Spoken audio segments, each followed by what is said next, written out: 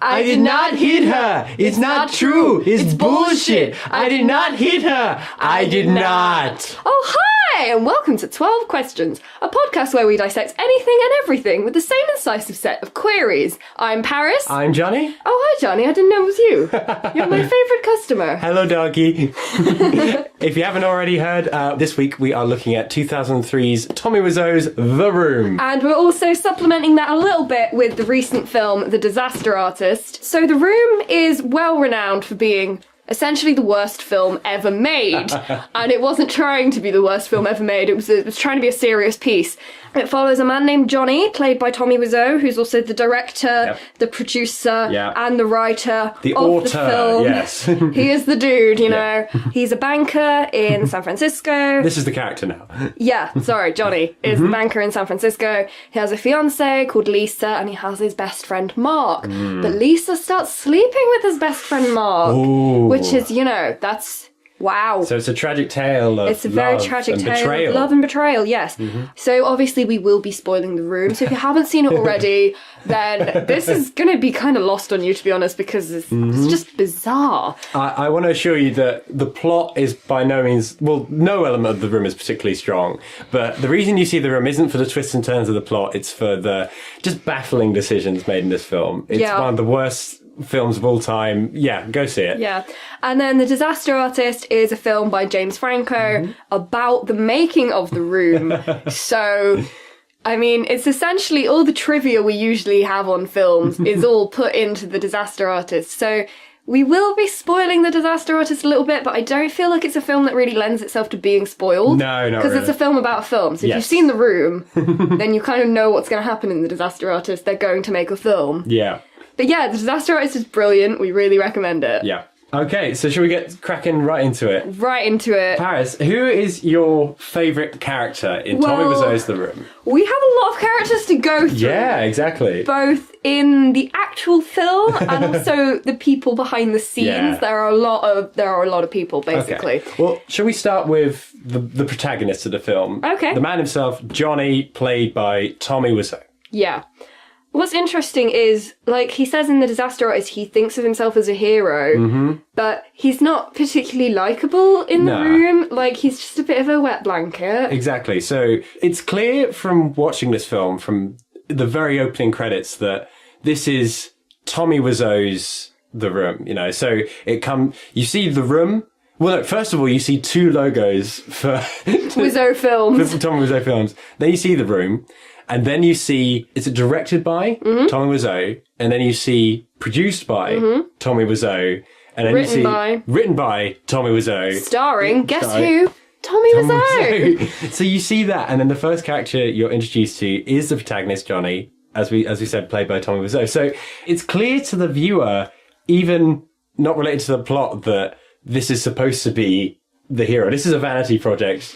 I think it's semi-autobiographical. Okay, yeah. I think that's implied in The Disaster Artist, but I think he just wants to be a hero somewhere, so he essentially casts himself as the hero of his own film. Yeah. So let's talk about the character of Jonny. You mentioned, Paris, that he's not really...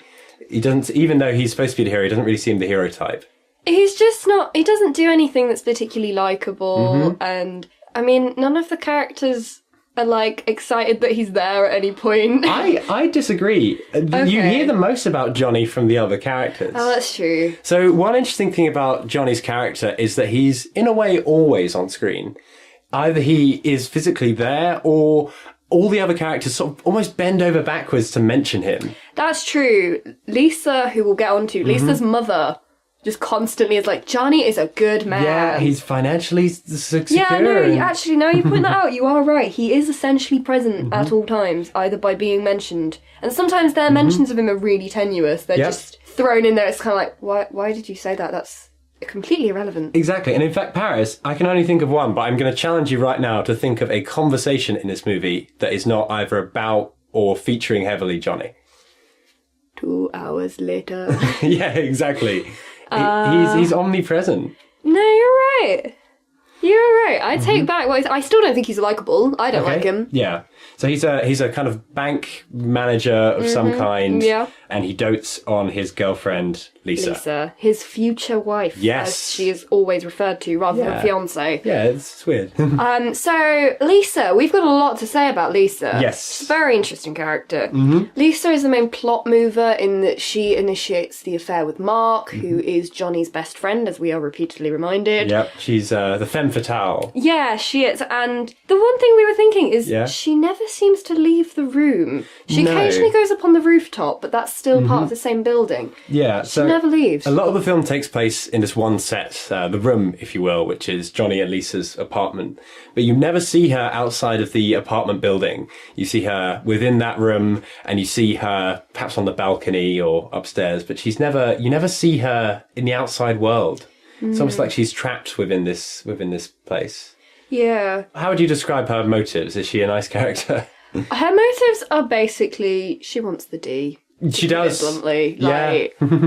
She's just constantly after sex, particularly from Mark. Yep. The movie begins with 3 sex scenes in quite quick succession. It's a bit like, whoa, what am I watching here? Exactly, which she is, she's in, she's the... They're very bad sex scenes as well, as sex scenes go. Oh my gosh, yeah. They're awful. They're so brightly lit, like weirdly brightly lit. And like, Johnny is not aiming properly. No. He is shagging her belly button. Yeah, I mean, you That's look the only way at I the can put position it, of the two bodies. It doesn't make any sense. Yeah, there's a sex scene on a staircase, which we'll come to a little bit later. Yeah, that's bizarre. Clearly uncomfortable. Anyway, so Lisa... Back to Lisa. Yeah, so she's portrayed as sort of... She's very manipulative. She's described as a she-devil in the film. Yeah, and she's described as a manipulative bitch, and then she's described as just a bitch. Exactly. So she's not satisfied with her financially stable future husband. She wants more. She wants excitement. She's also a bit of a liar as well. A bit of a liar. Well, I mean, there's the bit where she essentially wants to leave Johnny, and then her mother's like, no, you can't do that. He's financially stable. So she tries to get him drunk,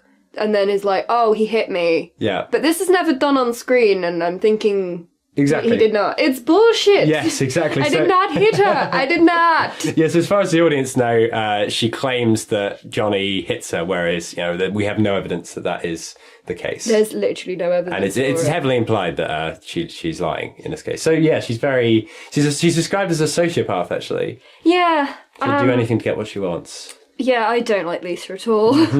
What does she want? She wants the D, specifically Mark's. So Mark is Johnny's best friend?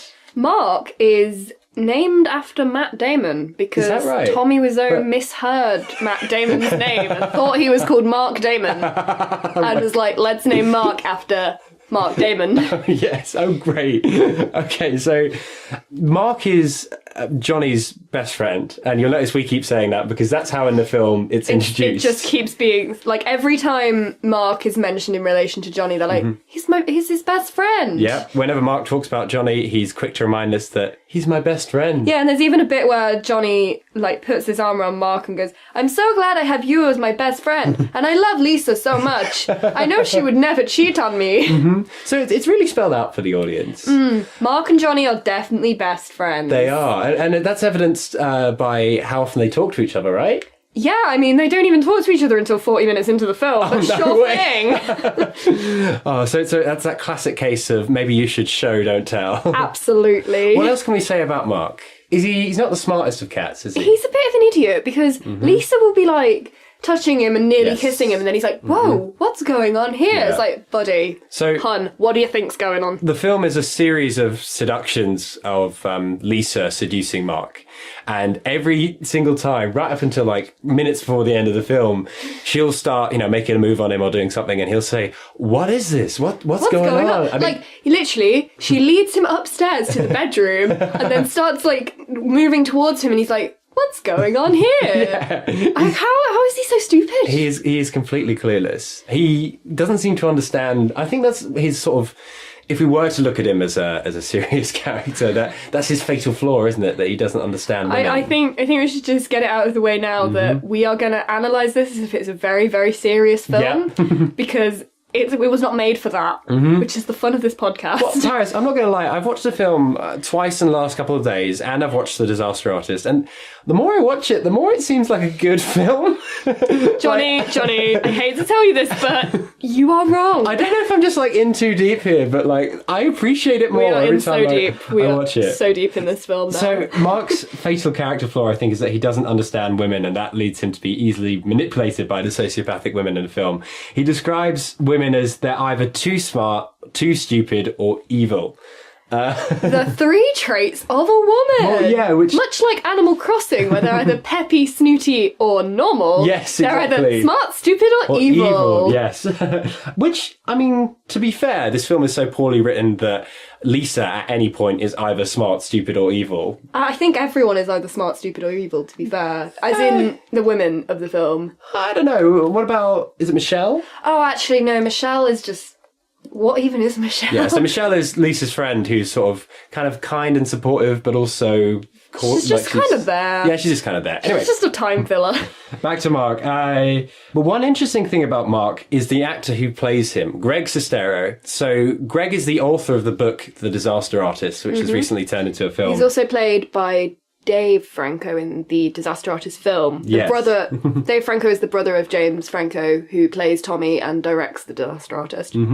So Greg Sestero's story about the making of the film is absolutely fascinating. According to Disaster Artist, he meets Tommy Wiseau, Johnny, in San Francisco when he's a young man. And Tommy Wiseau is honestly just one of the most mysterious people in Hollywood. How old are you? We genuinely don't know how old Tommy Wiseau is. Or where he's actually Or where from. he's from. Or how he made the £6 million that this film cost. yeah, Where we'll get did onto the money that in come a from? second. But yeah, so the stories Greg tells about working on the room are just bonkers.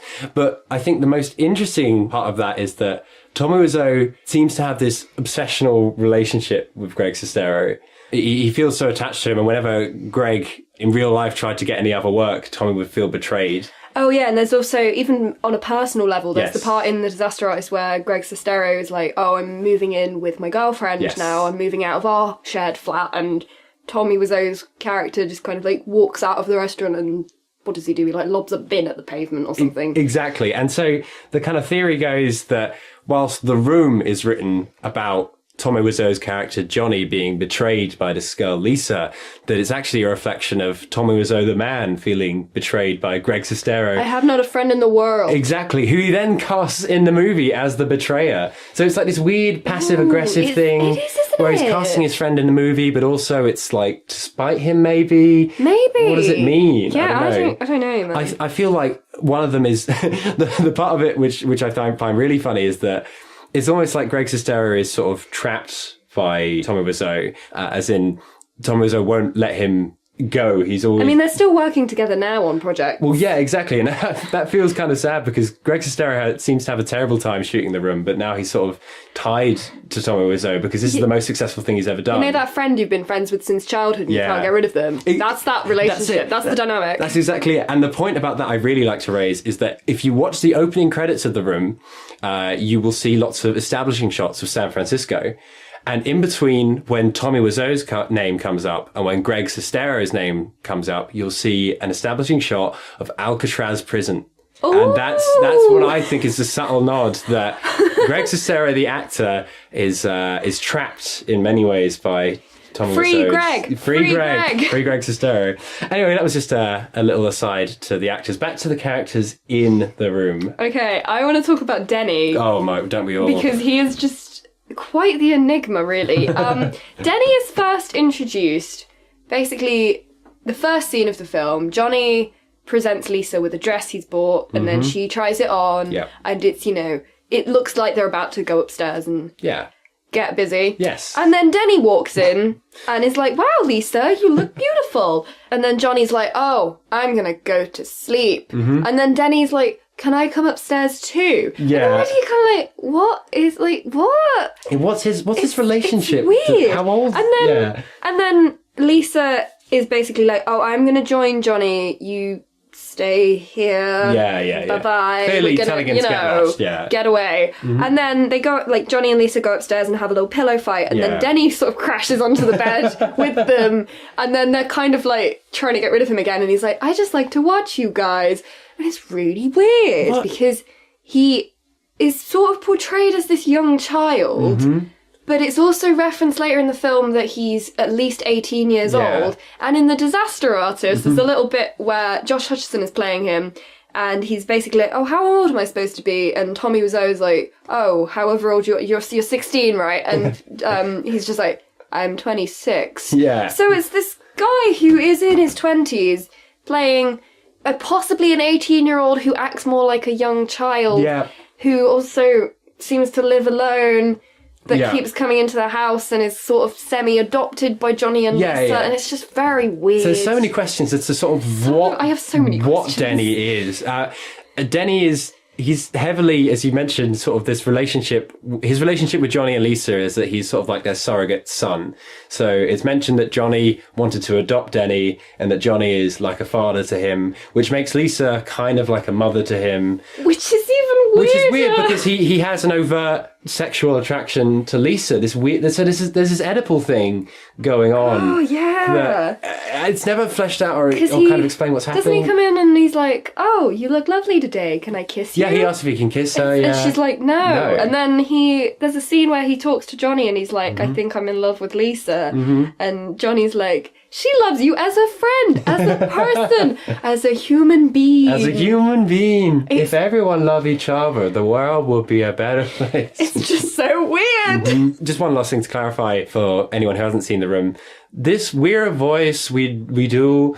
he does it better than me. I'm not very good at it. Tommy Wiseau, Johnny, has a very distinctive way of speaking, which you'll hopefully pick up.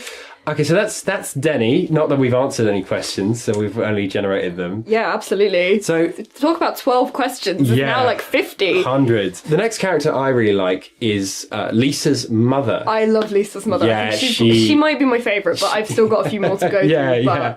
I really like her. She is sort of, but not really, the voice of reason. She's this long-suffering mother who's always giving advice to her daughter, Lisa. But the weird thing is the advice is pretty terrible. She advises Lisa to stay with Johnny, even though... Financial security. Yes, even though Lisa tells her mother that she doesn't love him. She says, love has nothing to do with a good marriage. Oh, one of my favourite parts is when Lisa's like, he's not what you think. He got drunk last night and he hit me. And the mother just goes, Johnny doesn't drink. That's like, that's your issue here. Exactly. It's like we were saying earlier about Johnny being in every conversation. Her first thought, the mother who's just heard her daughter say that she was, hit, is, Johnny doesn't drink. Like, that's your go-to. So I love her sort of, she has this long-suffering, like, people should listen to me. Thing. She's always kind of lamenting things going wrong in her life. I mean, like, the sort of most well-known quote of hers is she's like, no, everything goes wrong at once. No one wants to help me, and I'm dying. And then Lisa's like, you're not dying, Mum. I got the results of the test back. I definitely have breast cancer. Just so matter of fact. She just drops that in there, and Lisa doesn't even react. No, she's just like, no, don't worry about it. Everything will be fine. Yeah. And then it's never mentioned again. It's never mentioned again. Well, which is nodded to in The Disaster Artist, because the actress just sort of is like, Tommy, but this is never mentioned again. Why do I say this? Yes, why does she? But yeah, I'm going to flat out say, well, with one honourable mention, but the mother is my favourite character. And the thing that makes her my favourite character is that she seems to be, at points, aware that she's in a movie. So she's kind of like that dramatic character who makes a bit like, I don't know, maybe a puck or something. Feste from 12. Yeah, exactly, a Feste. So she says things like, in one of the first scenes she's in, she walks with Lisa across the apartment and they sit down, right? Nothing crazy about that. But she says, as they're walking, let's go to the couch. And now we sit down. It's like she's reading out the stage directions. And there's the bit where Mike and Michelle are just inexplicably in Lisa and Johnny's apartment, which we will talk about a bit more later. Yeah. And Lisa's mum walk in, and Lisa's mum is like, why are these characters here? Yeah, Which is a very good question. Exactly. That's right. What are these characters doing here? Specifically in the film, it's like she's reading the script, and that's my question. What are those characters doing? Yeah, exactly. So I really like the mum because I think she seems to be aware that she's in a movie. Paris, do you have any I have a little honourable mention, actually. Please. Because in the credits, if you watch closely, you will notice there is barista number 2. Oh, yeah? But there is no barista number 1. And I just want to restore a bit of love for barista number 1, because you know what? They're not a hero, they're just a coffee shop. Oh my word, yeah. It's just like, what happened to barista 1, you know? I don't know. Oh, Maybe they're in Tommy Wiseau's lair. Well, they wouldn't be the only person in the credits who's dead. Yeah, there's somebody who's listed as both as an assistant to Tommy Wiseau and I think an executive or a producer called Drew Caffrey. Yeah. But he actually died in 1999, Yes. which was 3 years before any kind of production was made on The Room. So I don't know what that's about. That's weird, that's scary. That's ghosts.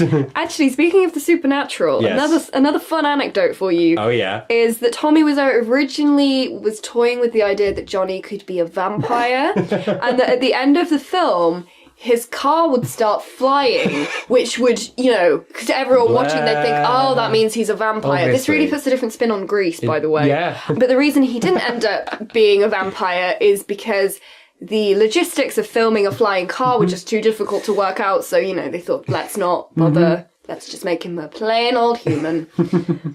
Okay, so that was your honourable mention, but do you have a favourite character or some more characters to talk about? I think I've got to go with Lisa's mum as my favourite character, really. Because she's the only character that's close to being vaguely normal. Yeah. I mean, as close as you can get with this film. It's honestly bizarre.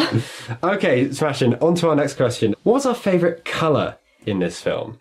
Well, I think we've really got to talk about the red of the room. Yes. Because the set of the room was decorated to look like... It was basically modelled off, interior design showrooms. But that's why it doesn't look very lived in. No, it's weird. It's very strange. So the walls of the room are dark red, which could kind of represent passion. Oh, and they really stick with this running motif. So, for example, there is a sex-ish scene between Michelle, who is Lisa's friend, and her boyfriend, Mike.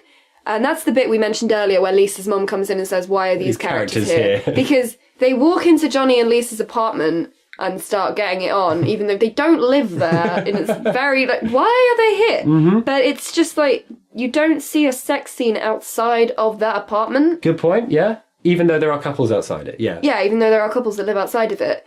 So maybe they just really need to stick with the red walls for passion. So maybe you're saying that the room is passion, people are drawn to it. It's like almost a kind of visual spatial metaphor that when people engage in carnal love, they go to the room, both physically, spiritually, but also they end up in that location. That the room is intimacy. Yeah. Ah, that's interesting. And then that dark red is what ties that together. Yeah. And you're definitely right about reds. I mean, roses certainly are used a lot in the film.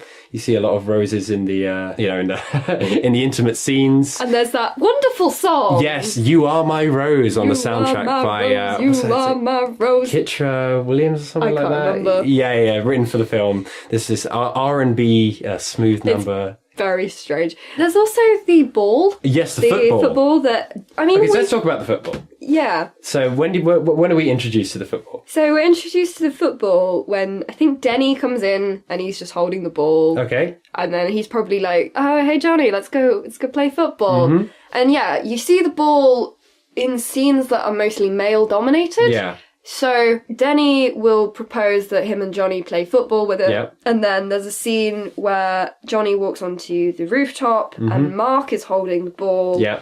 And then he throws the ball at Johnny as he leaves the rooftop. And then Denny comes on and then Johnny and Denny throw it around. And it's just very...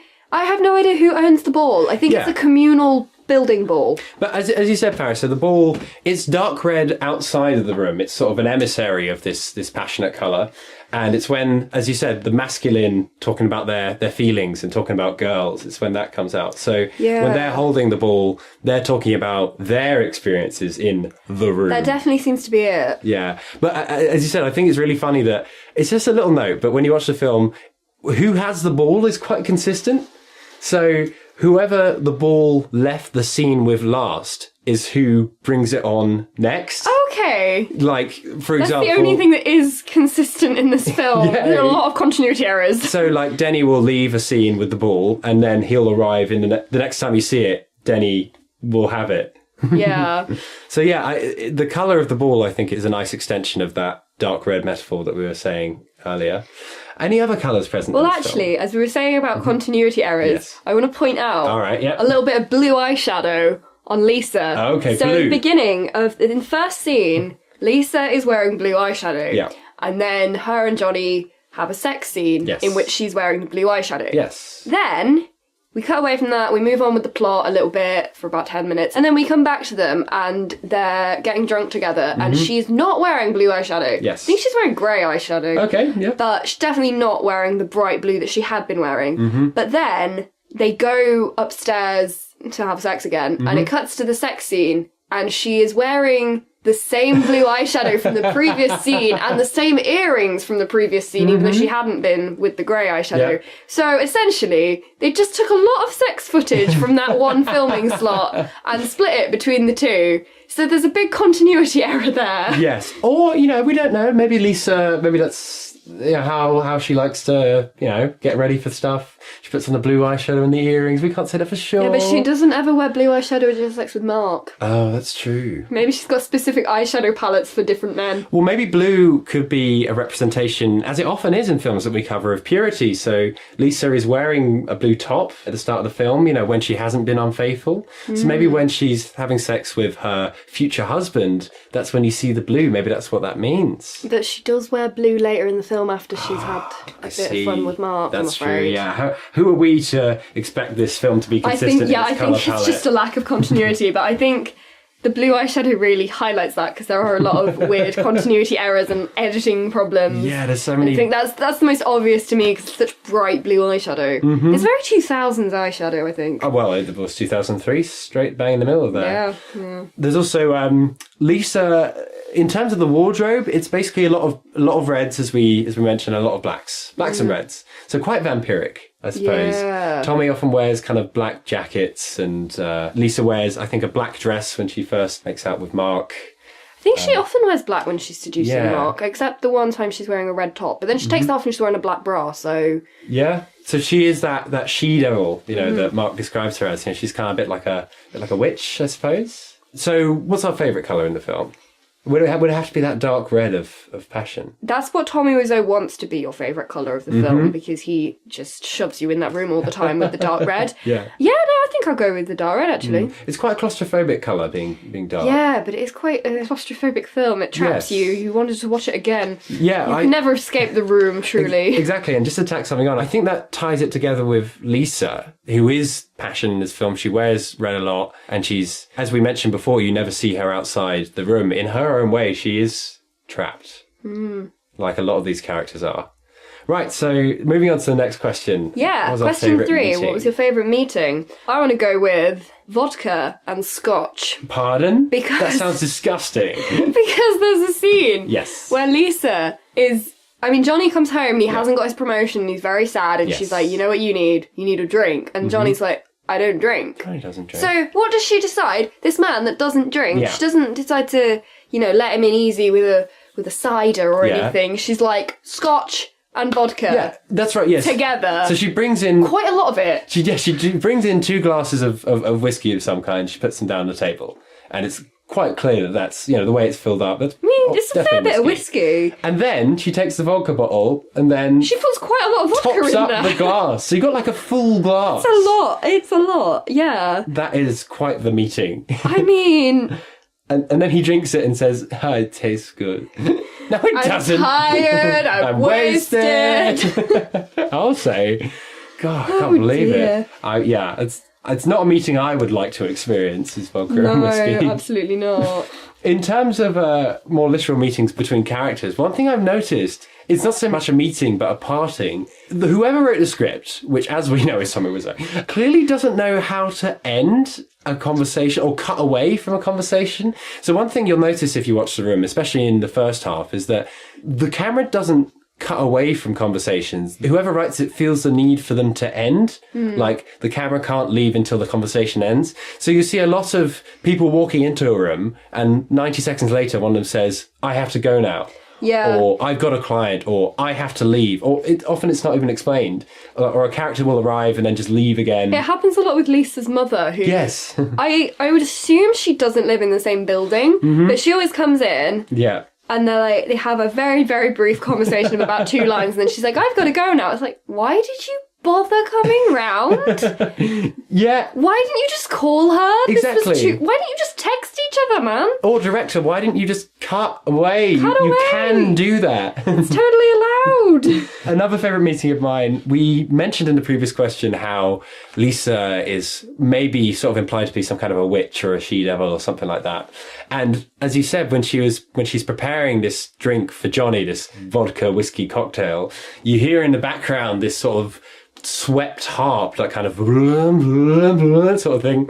You do hear harp throughout the soundtrack, but here is one of the few times where it's kind of swept like that, and it's very evocative of magic. It's like kind of old Disney style, and it gives you this impression that she's giving him like a potion of some kind, like a witch in the first act of a Disney film. She's slipping him some kind of potion, and I thought that use of harp was just quite funny because it's I don't know, it might be a hangover from what Tommy Wiseau was trying to go for the supernatural element in this film. Probably.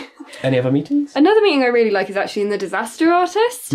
So the first scene with Tommy Wiseau's character, Greg is at stage school or whatever it is, and he does a scene and the director's like, this is rubbish. Can anyone else try something? So Tommy Wiseau comes on, and you see the shot at first is from the back of his head, so it's very mysterious. You don't see his face until he's kind of come down the stairs and onto the stage. And then he just starts doing this really strange, very avant-garde, shall we say, acting, where he's just climbing up the walls of the set and just yelling, and he's just bizarre. But this really sets up the whole... it's just so Tommy Wiseau. A lot of credits to James Franco here. Really good. Fantastic performance, honestly. But yeah, so I really like the meeting, basically, of Tommy in The Disaster Artist and the audience of The Disaster Artist, because I think it's just such a great introduction to his character. Yeah. You immediately think, who is this guy? But you're immediately invested because he's just so odd. You can't look away. You're like, this is really... What is going on? But you're hooked. And it's instantly hooked. And I will say, it's exactly the same whether you're watching the James Franco's portrayal of him in The Disaster Artist or if you're watching The Room. Tommy Wiseau is just magnetic. He is. Can't look away from him. Oh, well, there is one amazing meeting that we haven't covered yet. Oh. It's a scene in The Florist. Oh, of course. So Johnny, being a romantic, he wants to buy a bunch of roses for Lisa. And it sparks one of the most bizarre scenes in film history, which is you have an establishing shot of the florist. Which says anniversary flowers and gifts for every occasion. Anniversary, every occasion. Yep. Already I have some thoughts. Which already, points to the timelessness of this. When is this film set? Are they locked in a time loop? Does the film take place over a day, a week, a year, a month? I have no idea. We don't know. This film is out of time. It's time outside. Does not matter. Time is an abstract notion to this film. Exactly. So establishing shot of the florist, and then you see inside the florist, Tommy walks in. How does the exchange go? Well, shall we act it out? I'll be the florist and you be Johnny. Okay. You already are Johnny. Oh, thank you. So he walks into the shop, and this is how it goes. Hi. Can I help you? Yeah, can I have a dozen red roses, please? Oh, hi, Johnny. I didn't know it was you. Here you go. That's me. How much is it? It'll be $18. Here you go. Keep the change. Hi, doggy. You're my favourite customer. Thanks a lot. Bye. Bye-bye. So, a lot to break down. First off, Johnny enters wearing sunglasses, and then he takes them off. But, after that, she says, oh, hi, Johnny, I didn't know it was you. But it's her favourite customer. Yeah. And she didn't know. And, He's so distinctive I think it's mentioned as well. in The Disaster Artist. They're like, how did she not know? No one else looks like that. Yeah, exactly. And then it's just the lines are just out of sync. She gives him the roses and then he says, that's me. What? and then he gives her the money for the roses and then he says, hi, doggy. Because there's a dog on the counter which he just pets. Yeah, apparently Tommy Wiseau actually asked at one point if that was a real living dog, because the dog was really old and it didn't really move a lot, and he was kind of like, is that a real dog? And then he was just really fascinated by the dog. Mm-hmm. Also, the florist is an actual real florist. I mean, that's evident. Yeah. And it's in a real florist shop. So I wonder if that shop's still around. But it's just such a weird scene. The lines are out of sync and it's so rushed as well. Like, you watch it and it feels like they had 10 minutes to get this scene in the florist. So it's just like, go, let's do it. Okay, we're done, let's get out. And then there's the same as the establishing shot from the same angle. You see Tommy getting out of the florist and getting into his cart with the flowers. It's just bizarre. That is honestly an incredible meeting. It's great. If you don't watch the whole film, just look that scene up on YouTube and you will understand what art we are dissecting today. Yes. So I think that's probably my favourite meeting in the film. How about you? Yeah, I think that is my favourite. Yeah, okay. So, should we move on to question 4? Excellent. Okay, how would your nan react to this? Oh, gosh. I actually want to take the lead on this. Please. Because Lisa's mother reminds me a little bit, in some ways, of my own grandmother. Do go on. Particularly that she's constantly talking about the financial security of Johnny. So Lisa's like, I don't love him, I'm not interested. And she's like, you cannot afford not to be with this guy. He's financially secure. And it just reminds me of little anecdote on my own life here. When I was 17, I broke up with my first boyfriend. Aw, sorry, Paris. Oh, don't be.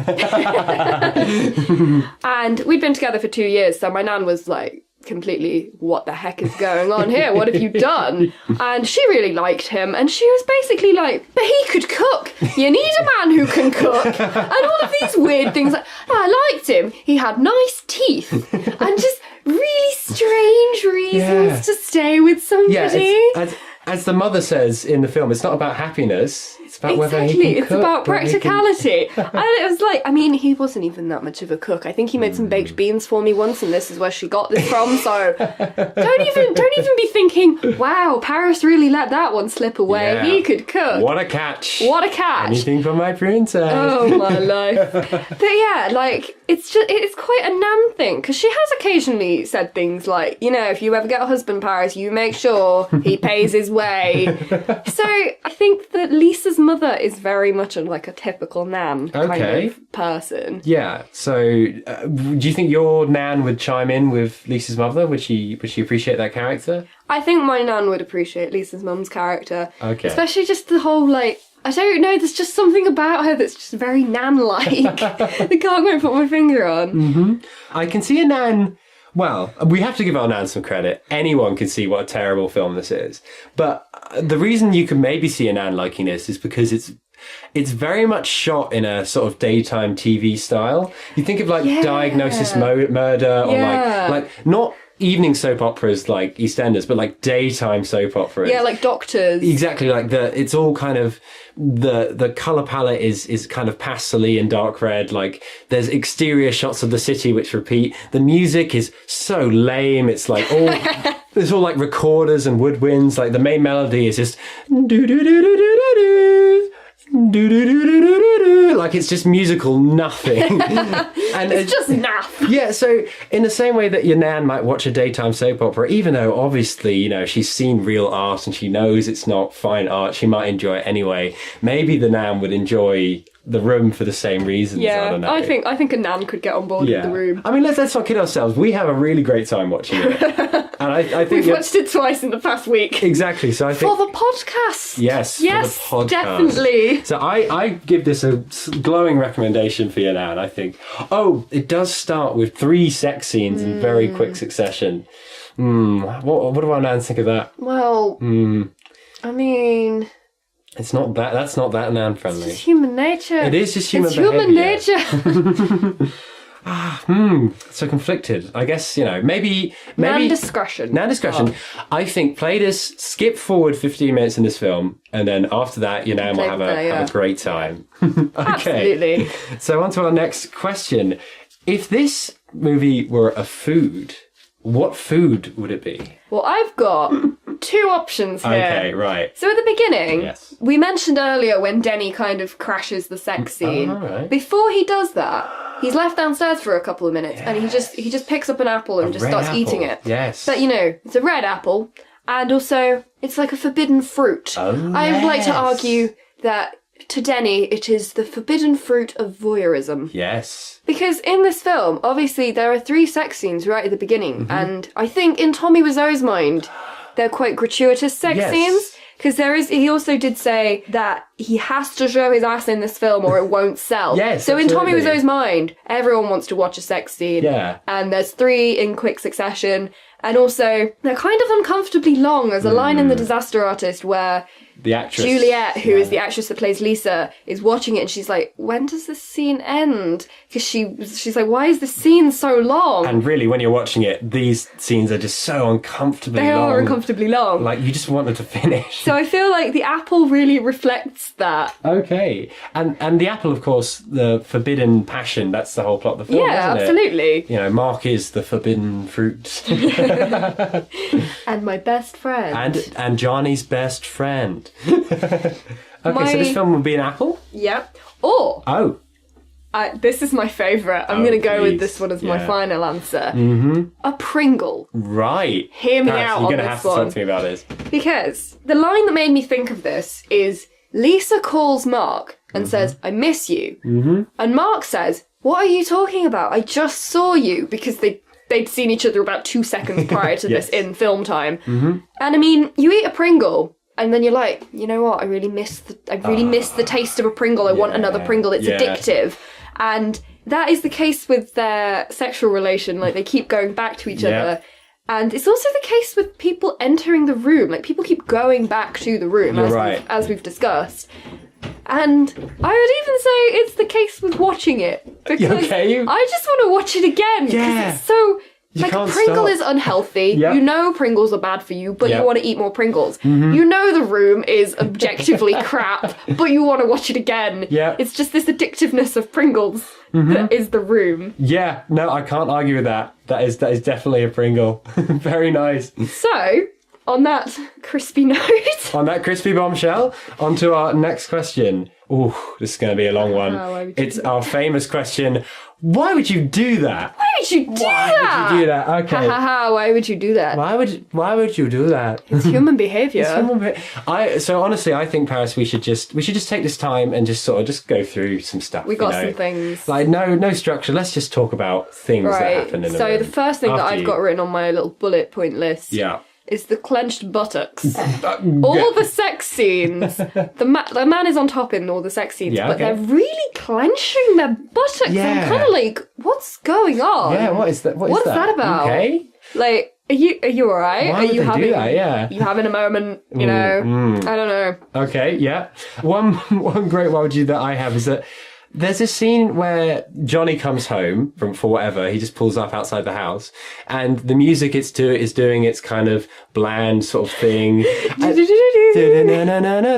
then suddenly it's like they left the music on too long, like because the music been playing for a bit like when you play a video game and you don't do anything for a while and your character starts like moving around, you know, checking their boots or whatever, or like when you leave something in the oven too long, it starts to get a bit weird. Like suddenly this accordion pops up in the soundtrack and it's just utterly out of place. It's given this Parisian air to this, I don't know. An accordion only appears once in the soundtrack. It's not a motif, it's not thematic, it's just there and it's just so out of place. It's not a kind of part in the film where you would need an accordion or any kind of major change. It's just kind of there. Absolutely. You're And right. I'm going to jump off that actually in another part of the soundtrack. On 3 separate occasions, the soundtrack has this sort of very high, very almost epic choral background. You have to listen for it a bit, but it's soprano. It's like kind of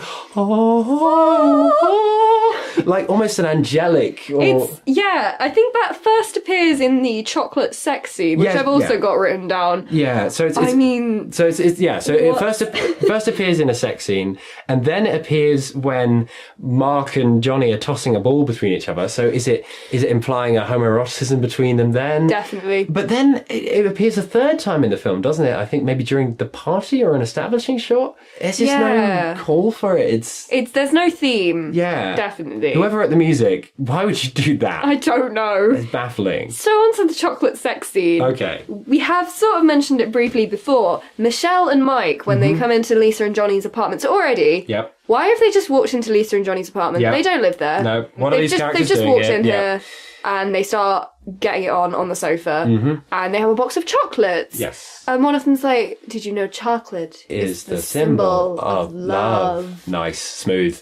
And then they just start like eating the chocolate off each other, but not in a Yes. particularly like well choreographed way. Like Or it doesn't look even particularly erotic way, to be Yeah, it honest. doesn't look particularly appealing. Yeah. Like I'm not like, oh, I'm gonna go do that now. Well, it's because they're like eating whole chocolates. It's quite a big chocolate. Yeah, it's a isn't big it? chocolate, and the timing is such that I don't believe that they could have chewed and swallowed properly the first chocolate before eating the second one. Oh, no, yeah. That's Like, his face is indigestion full at of best, chocolate. choking hazard at worst. Definitely. It's just bizarre. And then there's that weird bit where Mike just does. I mean, we can't do it because we're on a podcast No. and you can't see us, but Mike does a very, very strange facial expression. Yes, during the sex scene, he's clearly enjoying himself, maybe a bit too much, He even for looks a like sex he's scene. about to explode. He looks like a Scooby-Doo character. He does look like a Scooby-Doo character.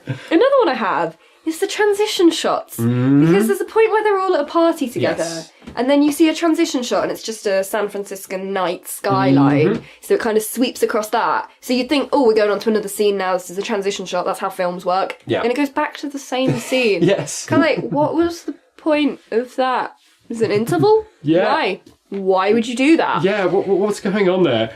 Another one, there's a character, Peter, who is a friend of Mark and Johnny. Not Johnny's best friend, which is Mark, but he's a psychologist and he's just there, really. But there's a point where he's giving some advice to Johnny and then he looks straight into the camera. And honestly, my heart skips a beat every time I watch it because it's not a film where this happens. People don't look into the camera in this film except for this one moment and you're like, whoa! Whoa! And this guy, he's kind of like, he's got these round glasses and he's kind of peeking over them at you. And you feel like suddenly very like self-conscious when that happens. It's so weird. It's great. It's just unnerving. It's great though. Yeah. But yeah, no, it is very out of place. And I also want to talk about the end scene. Right, okay. So we did have a spoiler warning, but you know, Spoilers. it's extra strong Yeah. spoiler warning here.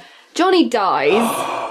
He shoots himself because, Yeah. you know, Lisa's cheated on him and It's a tragedy. everyone betrayed me. I don't have a friend in the world. In the world. I can't do that accent. I went Everybody betray me. I'm fed up with this world. world. So, for starters, Lisa and Mark walk in on his dead body. He's Yes. just shot himself in the mouth, right? So you can imagine there's a big pool of blood behind his head. Yeah. And they're both like, oh, is he dead? Is he dead? Like, really, babe? I don't Can you know what not to tell see you. this? Yeah, like, he's dead. Pretty dead. He's pretty damn dead. I mean, Mark I can understand because he spent the whole film going, what's going on What's here? going on here? What's happening?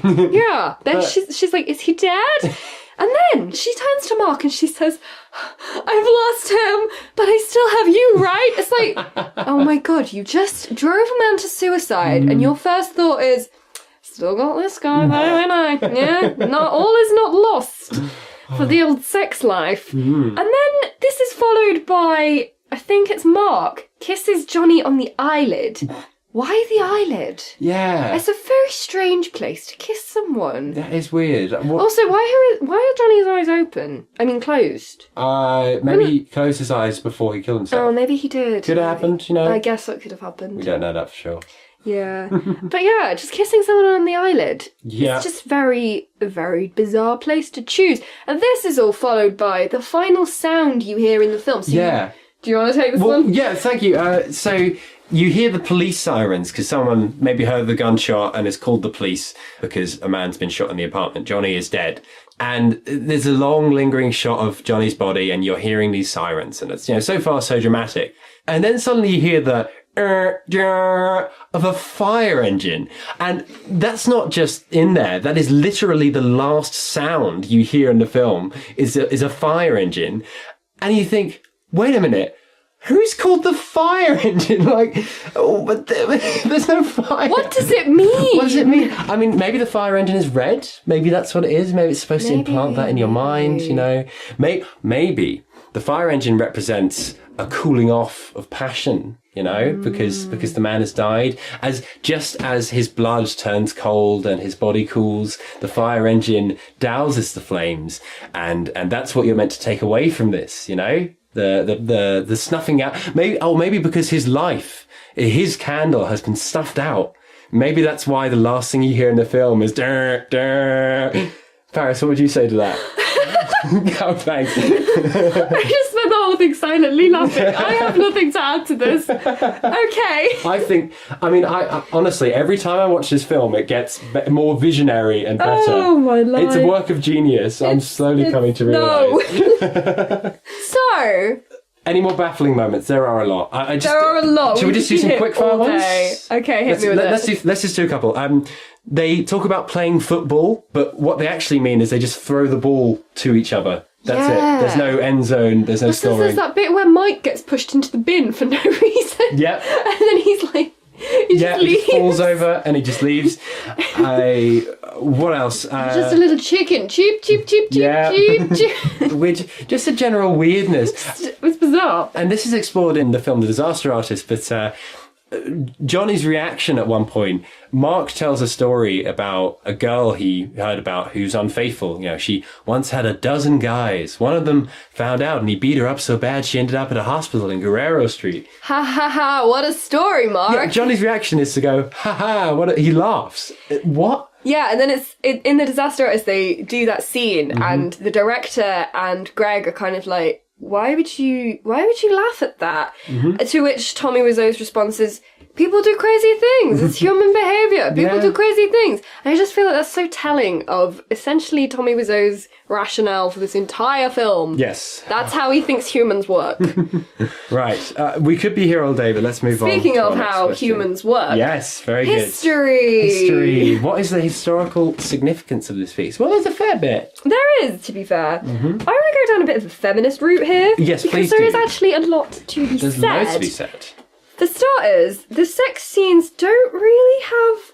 Like, they're unusual in that the women aren't really moaning. It's the men moaning that you can hear. Yeah, if you listen to what's going on in the sex scenes, you'll hear kind of moans over the soundtrack. You know, so far so sex scene, but it's all male. Yeah, it's all male. pretty it's much. the men in the scene. You don't hear the female moaning, which is uncharacteristic for a Hollywood sex scene. Yeah, definitely. And there's also...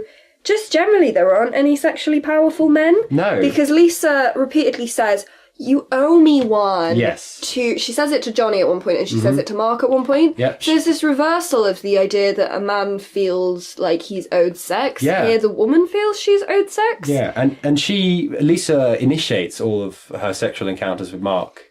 Yeah, and with Johnny, I think. Yeah, and Johnny is not sexually powerful at all. He's cuckolded throughout the whole film. Exactly. And there's also, with Mike and Michelle, Michelle is very much the powerful one in that sex scene. And there's a later part where Mike says, I have to go home and make out with Michelle now. Yeah. Like, he has to He's obligated to. Yeah, Michelle is an interesting one actually, because she literally leads that scene. She walks into the apartment first and she's leading her boyfriend by the hand. But she's also like, she's given instructions and commands. She says, feed me the chocolate. She says, you know, take your arms up to get his jumper off him. So what it all aggregates is that women are, at least sexually, completely in control of this film. Yeah. There's no real sexual agency to men, which is kind of interesting. It's kind of refreshing, I guess. Yes, it's shown visually after Lisa and Mark's first sex scene. They're sat on the spiral staircase, and she's sat a few stairs up from him, so she's physically above him. And it's that line of sight between him and her is that showing she's really in the position of dominance. It reminds me actually of a painting, Juno Beguiling Jupiter, which is on display in the Graves Gallery in Sheffield. It's by Thomas Barry. But it's the same thing. You see Juno in the upper right portion of the painting and seducing Jupiter, who's in the far left. This is the Roman gods, by the way, not the planets. And yeah, it's that idea of having the high ground in a way, is that superiority. So yeah, women are very much, even though the men are on top in the actual intimate places, the women are actually really on top. Yeah, absolutely. In this film. I also think, just general historical context, the only thing that really grounds this film in 2003 is Lisa's false nails, which are just a very 2000s very 2000s look. But everything else is very... It's not time specific. Yes. So you can't date it from the visual effects, because this is the same... a year that The Fellowship of the Ring came out. So you can't be like, oh, this is what films look like then. Some effects are just so late 70s, 80s. The camera work is awful. The camera work is awful. There are scenes that are out of focus because the camera people couldn't be bothered to check. Exactly. So the film it's hard to place historically. I guess the other historical significance it has is kind of in the wider reception of it. So this film had a 2-week theatrical run, and which was just entirely funded by Tommy Wiseau, so it would be eligible for an Academy Award. Yes, to be considered for the Oscars. Bizarrely, it made $1,800 in its theatrical run on a filming budget of $6 million. Yeah, and this is sort of its own historical significance because those numbers are just mental, even for Hollywood, even for this, but. It's interesting that since then it's gained such a cult following. Absolutely. It's a big thing with midnight screenings where people throw spoons at the screen. Yeah, people love this, ourselves included, love this film, and it's made its money back. It's this weird story of how something so terrible can become so beloved. And I think the reason for that is it's spread by word of mouth, and it's kind of almost a child of the information age in a way. Like, it started as this very underground, you wouldn't know about The Room unless someone else had told you about it, because it was so, I don't think it had a VHS release, or if it did, it would have been small. But now that we have YouTube and video sharing on the internet, the popularity of this film can just explode, which is why there's midnight screenings all over the world. So historically, this is a film that is kind of saved by the internet in an era where so many people are so worried about pirating, being the death of media. This is a film which I'd argue, being available online, has saved it, has made it one of the big film it is today. Well, yeah, my first exposure to The Room was because somebody showed me a YouTube compilation of the best or worst bits of The Room, and that's what got me interested in the film. Actually, you were talking about how much the film cost to make. Yes. Do you want to tell me how Tommy Wiseau made that money? I mean, I could try. I hear there's a few conspiracy theories. Oh, right, yeah. So one of my favourite theories as to how Tommy Wiseau got his money, even though it is a bit bonkers, he's actually the wanted criminal Dan Cooper. So in the 1970s, D.B. Cooper, Dan Cooper, hijacked a plane, demanded money and parachutes, jumped from the plane mid-flight and was never found. So he obviously vanishes mysteriously with a large amount of money. They never knew they don't think they know his real name or his age. He had this kind of weird speaking style. He asks for negotiable American currency when he's making his demands, which is a weird way to phrase money. And we don't know what happened to him. And then we have Tommy Wiseau, who appears out of nowhere, strange speaking style, mysteriously has a load of money, age unknown. And if you look at a police sketch of an FBI sketch of Cooper and a photo of Tommy Wiseau, I don't think that's a million. What do you think? I've shown this to you, Paris. I don't think that's a million miles out. Yeah, he's got the same kind of facial shape. Yeah, exactly. So Tommy Wiseau could be wanted criminal D.B. Cooper.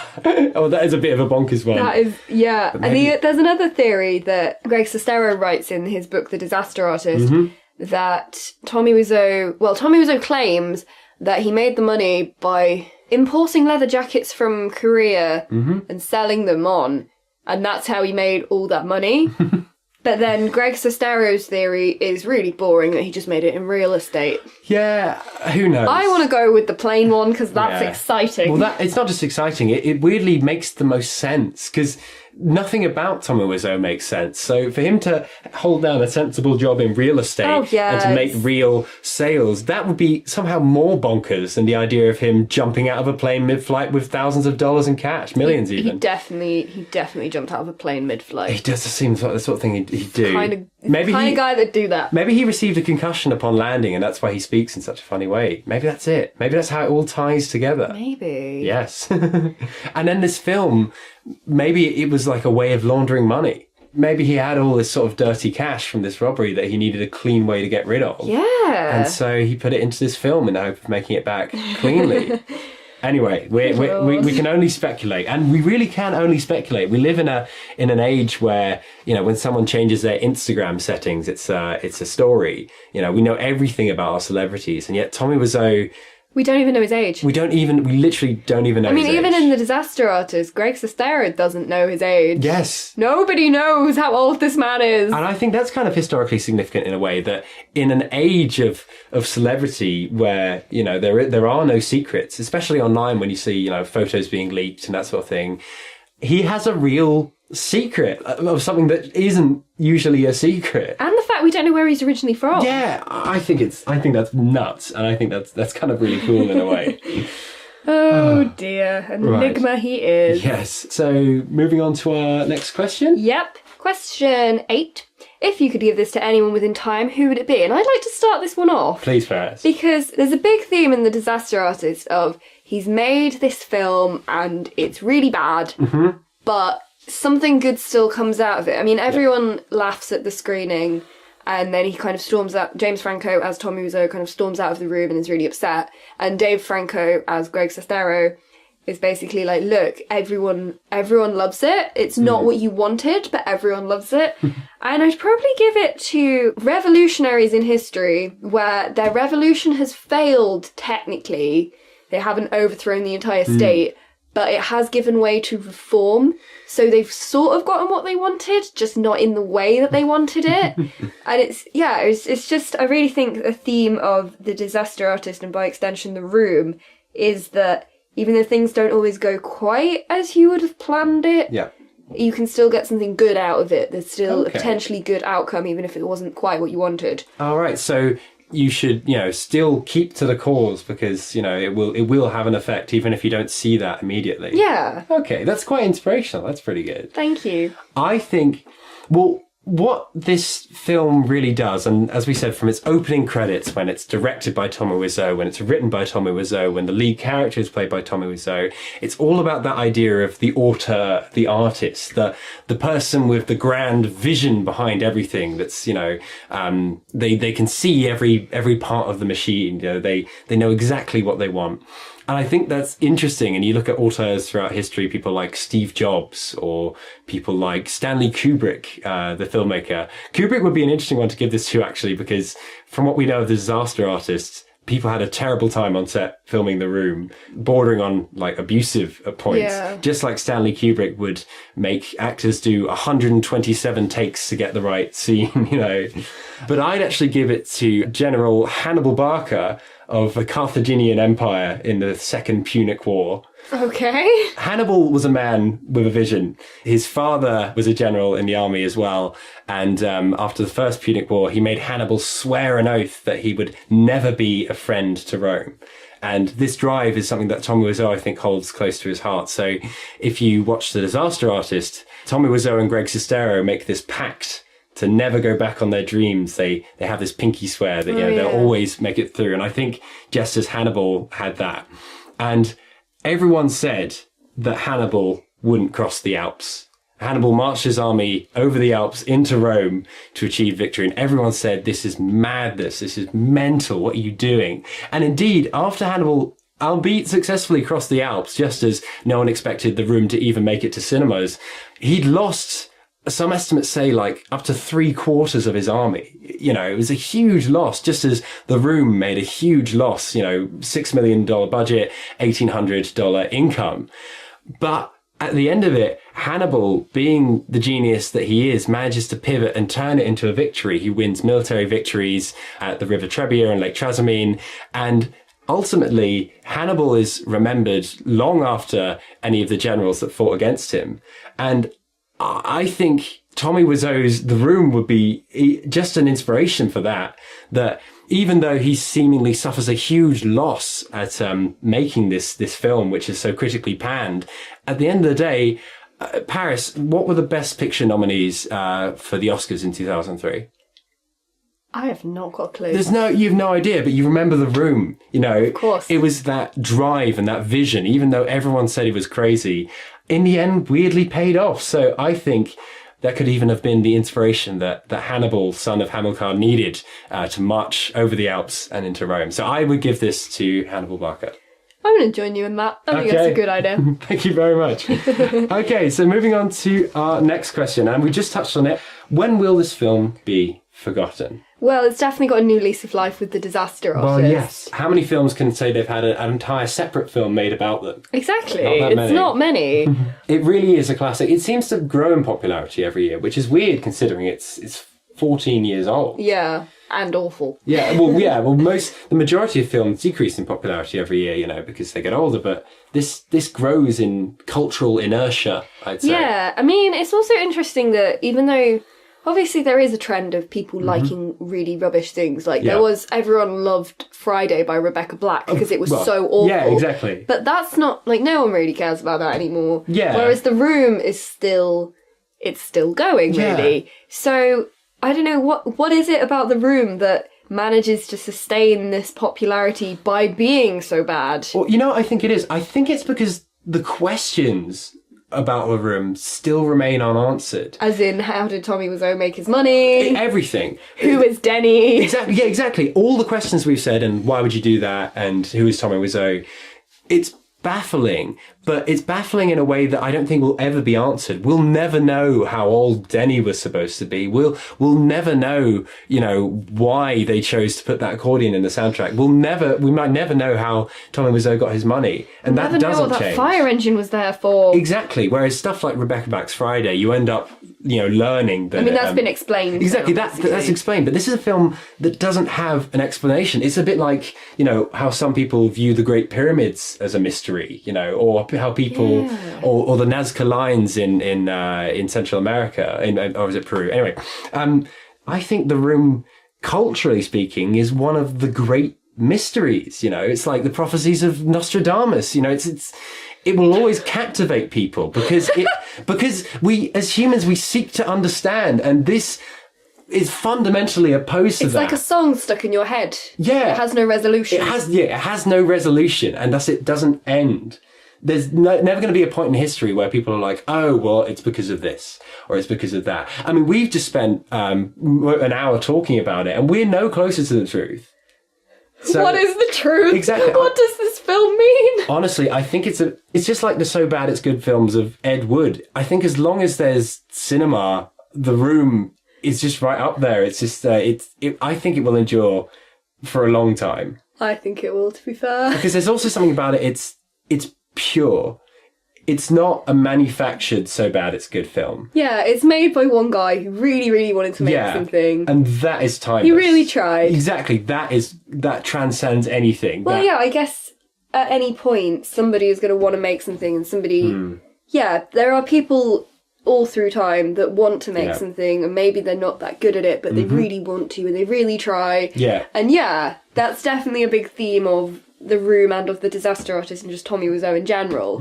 So yeah, I'm of the opinion that this film will last a very long time. I don't think it's going to be forgotten. You can never escape The Room. You can never escape The Room, certainly.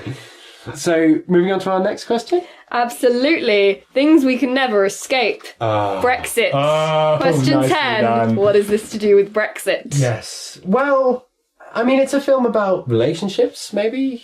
Yeah. Well, the one I got was, there's a part where Johnny is asking Peter for advice. Yes. And he says, oh, you're a psychologist. As in, you know, you're a psychologist, you know everything about humans and human behaviour. Yeah, you can help. And it's just this whole thing of looking for advice in the wrong place. Yeah. Which I think happened a lot during the Brexit campaign on both sides. Yes, absolutely. A lot of misplaced trust. And then also, like a few minutes later in this scene, Peter says something that Johnny doesn't appreciate. And Johnny retorts with, why are you always playing psychologist with us? And it's kind of like after the referendum, everyone was like, oh, this misplaced trust did not go well. Why is flipping it, why is everyone doing this? And also the idea of like, oh, everyone's a politician now. Exactly. You're always trying to play... That's what jumped out of me from a Brexit context in The Room. Yeah. Perhaps tenuous. No, I think that's a fair assessment. There's also the recurring line of, don't worry about it, everything's going to be fine. Yes. Which is kind of like, that reminds me a bit of people before the referendum that just weren't interested. that were just like, oh, it'll be okay either way, like Britain will sort itself out, it doesn't really matter what, like it doesn't make any difference whether we're in the EU or not. It's just this weird apathy and strangely blind belief that everything will be fine. Yeah, and in fact, don't worry about it is a recurring motif in the film. I don't know if it's intentional or not. Well, we never will. But it's often said before things that really the characters should worry about. So I have breast cancer. Exactly. Don't worry about it. Everything will be fine. Exactly. So her mum is literally dying, and Lisa says, "Don't worry about it." Mark says it, "Don't worry about it" to Lisa before they start their affair, which obviously ends tragically. Johnny also says it to Denny when he's talking about Denny's, weird love for Lisa, which can't possibly end well. It's never used in a lot way of things that aren't going to be fine, and people are being like, a lot of "Oh, things it's to all worry about." fine." So yeah, that is our. The Room is Brexit. Yes. Perhaps it doesn't lend itself to Brexit quite as easily as other things we've done on the podcast. Well, maybe it lends itself to Brexit in a sense that at the moment it looks like an utter shambles. That's true. And that there are a lot of baffling decisions, and it cost a lot. It costs a lot of money.